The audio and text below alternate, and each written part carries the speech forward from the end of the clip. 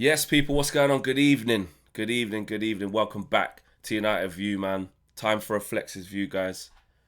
We have to talk. A lot of people been talking, a lot of people been having their say. I wanted to let this marinate before talking about this Kobby Mainoo situation.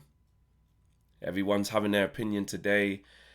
Ruben was really pressed watching that presser back.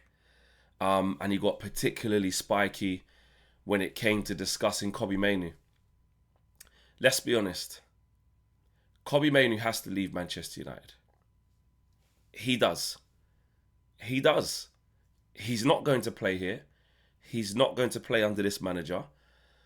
He's not going to get any real fair opportunities or a run of games as a regular substitute. He's not going to get 20, 25 minutes in every game to show himself. He's still yet to start a game this season.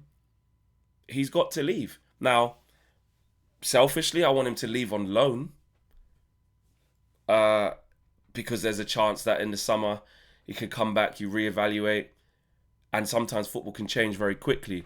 But if we're being real, I've always had this notion, personally. I just don't see him as someone who fits into what Ruben Amorim wants to do. What we saw last night, where Kobby Mainoo didn't come off the bench and was an unused sub, I don't think that's newsflash. It's only really made the news because of the way that Ruben responded to Simon Stone in the presser. You know, when he's basically saying, you guys love Kobby, obviously he's English, he's played for England, he started for England, etc., etc. But I don't think he's the right player to play for my team in this moment, or probably at all. He never said at all, but I'm adding that bit on because that's my opinion. But what he did say as fact was, he's not the guy I want to choose right now. It's my decision, and I'm choosing not to. So I don't think I think what we have to do is not get re-outraged about this. I think it's just gone, basically, people feel like it's just one disrespect too far, so the whole thing spikes up. But the situation hasn't changed. Amorim hasn't rated Kobby for ages. This is not new news. So the whole outrage about, I can't believe he didn't get off the bench. I can. I don't agree with it, but I'm not shocked.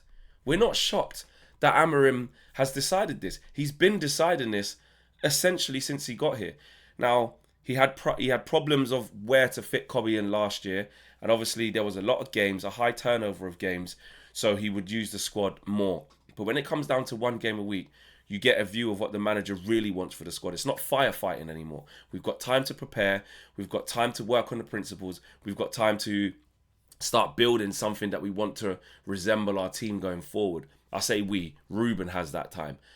So this is going to be its truest reflection yet out of what we've bought in the summer versus what we still have about Ruben's ideas. I say this all the time. The manager can say what he wants regarding, I like this player. You know, a few weeks back, he was saying Kobby deserves to start.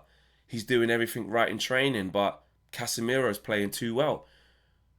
Well, then when he made changes yesterday, he didn't instantly turn to the guy who deserves to start. Partly because Ruben believes, that in that moment, it was about recovering the ball, winning second balls, etc., etc.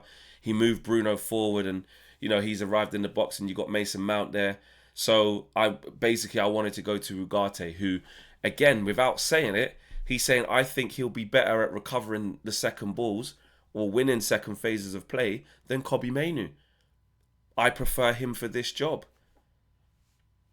Kobby Mainoo come off the bench for 4 minutes against Palace instead of Ugarte. It's slim pickings. Do you know what I mean? So, look, I'm not angry again. I'm not re-angry at the same thing. I think what I thought 3-4 months ago. He ain't getting in under this manager, bro. It's that simple. And here we have a young player. Now let's put it to the Kobby situation. I know people can disagree with this, but if I'm Kobby looking at this, I'm out. You got Paul Scholes. Paul Scholes coming out saying he ain't going to get a kick under this guy. It's an academy player who's a top player, top talent, who needs to get play games to develop. in a crap team where there's not people that are like shining so brightly that he can't get a kick to this extent, in our opinion as fans and some pundits, only in Amorim's mind, only to Amorim's coaching staff and what he wants to do, it only makes sense to them. All the rest of us, or shall I say most of the rest of us, can look at it and say, how the hell is he not getting on ahead of Ugarte, bro, who stinks, can't pass wind? Let's just be honest about that. Kobby can get on the ball. Kobby can make things happen. What we did also have a problem with last night is keeping the ball for more than 5 passes to keep finding red shirts. Kobby can help with that. But the kid's confidence is shot. And for people who want to say, oh, he's got to do more with the minutes, he's got to do more with this, he's got to do more with that. Think what his position is. He's not rated. He's not given a fair chance. He's not given a run of games. He tried to leave in the summer. The club told him no. Or Ruben decided no. Wilcox, Barada, whoever it was, Vivell, or whoever it was in the football department, along with Ruben, okay, decided it's best for him to stay. He's now stayed, not made a Premier League start, and it's getting to January, and he's going to bang down the door again. According to Crookie, big up Crookie, he says he's desperate to leave in the January window. Not shocked at that, with Bayern Munich and Napoli at the top of the list. Kobby Mainoo will go to these teams and play well. Of course he will. So I do think it's disgusting that he can't get into our team. I have an issue with this. I've had an issue with it for ages. No point voicing it every single game, but now it's a trending topic, and you know the outrage is there again because Ruben was so pressed in the press conference. He's given us another reason to talk about this, but the situation hasn't changed. When we play against Wolves on Monday night, the situation wouldn't have changed. Ruben's not going to leave that press conference and be like, oh, do you know what, I need to think about this. I need to get Kobby in this team. He's not going to do that. It's going to be Bruno and Casemiro again. You know, ironically, when Kobby made his debut at Molineux, how far from then to now are we?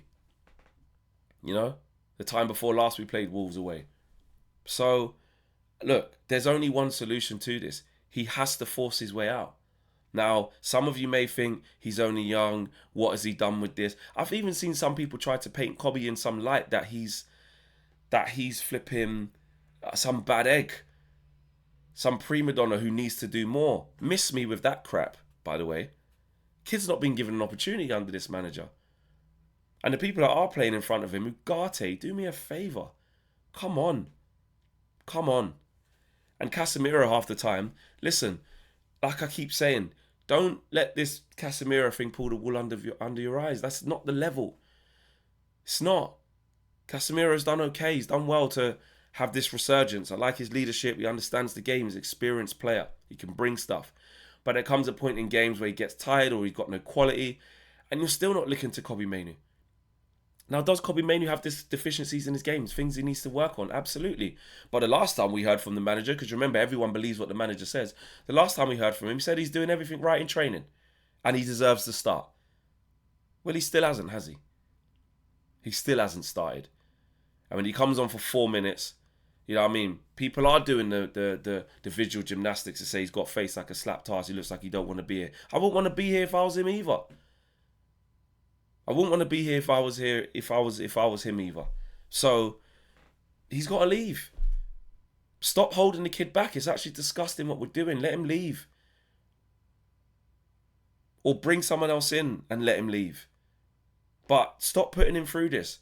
I know the team is always the most important thing. I get that. But we're not getting the results or the performances to match. So where that scrutiny is there, it's fair. It's fair, in my opinion. Come on, we got to get with it. He ain't been given a chance. You know, Simon Stone was asking him about Lacey as well. Now, this is where we'll talk about the Ruben side. What he is saying, because he said, I've played Mainoo a couple of times, and then Simon Stone pivoted to Sheer Lacey. And he was like, Sheer Lacey? Essentially saying, you want me to put Sheer Lacey in a team in this moment when I have senior internationals that are the ones supposed to get us out of this mess? Basically saying Sheer Lacey's not ready to play yet. Now, yes, he's on the bench, so that's one thing. But it does point to the bit that Simon's saying of like he doesn't really trust the academy players, which is kind of true. But at the same time, We always talk about this. Throwing young players into this shit, into this mess, into this inconsistent, dire football. What's it going to do to their confidence? Yeah, it'd be great for Sheer Lacey and his family. It is, a great achievement for him to make his debut, professional debut. Be brilliant. But what would it look like? I get it. Sometimes you got to throw him in, you got to unearth a gem, you got to try. Got to try a thing, as we say. But the manager feels like this isn't the right moment. Now, when you lose games or you drop points, people are going to question it. They're going to say, why don't you try this? Why don't you try that? And this all falls back to Ruben. That's why the toxic positivity of apologise after Grimsby flex or do this and all of this stuff. This is why we are here. This is the team we are. Shout out Rob Dawson. I listened to him earlier saying that. We've been saying it for a while, but it was interesting to hear him sort of say it as well. This is the team that Man United are going to be, and Ruben just has to hope that it's going to be enough to get some European football. Samuel Luckhurst was talking today. I saw his piece that was saying that the hierarchy now has concerns that we're not going to get Champions League football. Of course there's going to be concerns. Of course. We're going to do this all season. Win 1, lose 1, draw 1. Lose 2, win 1, draw. Win 2, lose 1. That's what we're going to do. Player-wise, not enough quality. And let's have it right. Amorim hasn't shown enough. He's not showing enough improvement with the team. He's not. Just because I haven't spoke about it since Grimsby, because I don't think it's healthy to do that, now it's kind of come up. It is the appropriate time to say his share of it is that he hasn't shown enough improvement in this team. None, actually. Really. We get a few moments in a few decent results that look like they're stabilising, and then we get back to what we're seeing now. Now, yeah, I know we didn't lose. So again, what did I say to Owen before in the preview? I said, what can happen is that there's no excuses. We got to move away from the pack and win the game. However, we'll cross the bridge when we come to it if we drop points. And that's exactly what happened. We drop points and then we're forced to go, well, glass half full, optimistic vibes. Let's be real. We're still in the hunt. Chelsea lost. We actually got a point over them. Liverpool drew, so we're as you were. That's what we're forced to do. We're still in for the hunt of Europe because the league's tight, because it's a shit league. Doesn't mean we're getting better. Doesn't mean we're showing progress. Doesn't mean we've turned a corner, because we haven't. The truth of the matter is that we are the same team that we was on the first day of the season. Okay? Against Arsenal. We are the same team that lost away to Man City. We are the same team that beat Liverpool. We are the same team that won 3 and then drew 2 and went unbeaten in 5. We are that same team. Do you know what that team is? Inconsistent. That's it. That is what we are. We are inconsistent. And that has not changed. Until we are consistent, we will be inconsistent. Basics. Simple. It's black and white. There's no grey areas. So for everyone thinking we're getting better, in my opinion, we're not. I don't agree with that. We're not getting better at all. We've got individual players that on any given night we can win. Look at Palace as a prime example of that. Obviously you take the points when you get out of there, but if you're going to look at the performance, you said the performance wasn't great, but we may have had 2 individual moments that led to goals, and that's it. Xerxes wasn't able to recreate that moment in the game last night. He actually nearly did, to be fair to him. He hit off his thigh and he nearly went in. Wan-Bissaka cleared it off the line. But, overall, we weren't able to create those moments. And we conceded a stupid goal near the end. Another thing we can't do, can't keep clean sheets. Got 1 clean sheet all year against Sunderland. That's what we are. Inconsistent. So we haven't got better. Amorim hasn't improved players. We haven't turned the corner. We're just there, surviving. That's the truth. That's the truth. And Kobby Mainoo, back to him to finish off. There's no future for him under this manager. It's that simple. If you choose to believe otherwise, of when we get Baleba or when we get Wharton or when we get Anderson, that spells even more curtains for Kobby. Because if Bruno stays another season and then we go and get Anderson or Baleba or whoever the guy might be, Kobby's definitely not getting in. I'll leave you guys to judge. Let me know in the comments what you guys are thinking about this. Kobby needs to leave. It's that simple. Smash a like, people. Happy Friday. Enjoy your weekend as well. More content coming for you over the weekend, of course. Into Monday as well, which will be match day. And that's another thing. I wouldn't be surprised if we give Wolves their first win of the season. I would not be surprised.